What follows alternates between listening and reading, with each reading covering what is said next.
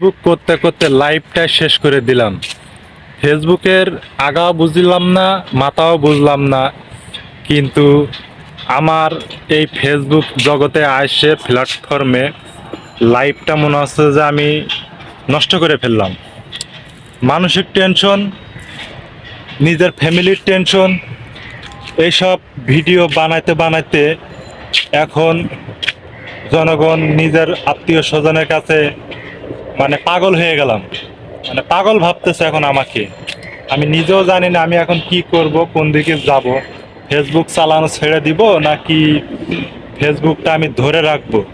এখন আপনাদের মতামত একটু জানতে চাচ্ছি যে আপনারা কি বলেন, আমি একটু আসলে শুনতে চাই। তো আসলে আপনাদের ফ্যামিলিতে আপনারা যখন ভিডিও আপলোড দেন যে কোনো বিষয়, আপনাদের ফ্যামিলির কাছে পড়লে হাসি রহস্য নিয়ে কথা বলে কিনা, এই ধরনের কোনো মুভমেন্ট আপনাদের ভিতরে কাজ করে কিনা একটু আমাকে প্লিজ বলবেন।